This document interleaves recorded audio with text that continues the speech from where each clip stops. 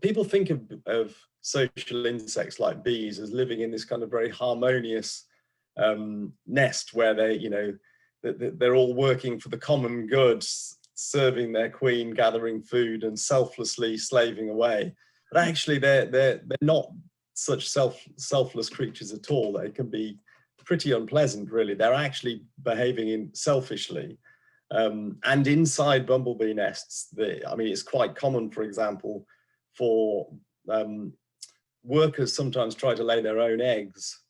The workers being the daughters of the queen. And if she catches them laying eggs, she immediately eats those eggs, which are her grandsons. Yeah.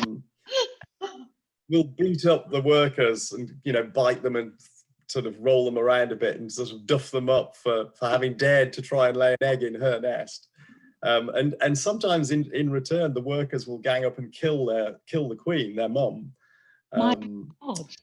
So they're quite brutal, and this notion that they're terribly peaceful and harmonious little creatures is somewhat misleading. But maybe that's part of the reason why they've got relatively big brains. But also they need them for the way they live, to find enough food and bring it back to the nest to keep the nest ticking over. They have to be really efficient at foraging, and you can only do that if you're clever. A butterfly doesn't have the brain power to do all the things that bees do, but it doesn't need it. I was going to say, in a way, it sounds like it resembles human society. But what I was going to say was that you get the impression in your book, and just hearing you talk now, they are existing right on the edge. They're very precarious in a way, aren't they? Because they require so much energy.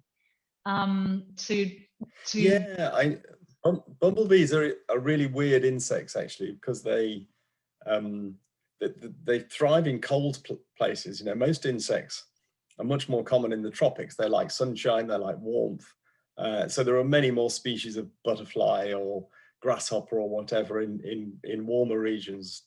But bumblebees they love cold weather, windy, wet weather, and so on. And they're big and furry as an adaptation to keeping warm. And they generate their own by flapping their flight muscles. And so bumblebees can fly around when the air temperatures are hovering or around zero or even just below zero. But the inside of the bee will be 30 degrees or more while they're flying about. So there's an incredible difference in body temperature and between the body temperature and the air temperature, which no other insect or very few other insects can match. But as you say, that trouble with that is it uses loads of energy. So they're flapping their wings 200 times a second to generate the lift they need to fly and to generate the heat to keep warm, which means they burn calories at a ferocious rate. And a bumblebee is only ever about 40 minutes from being starving.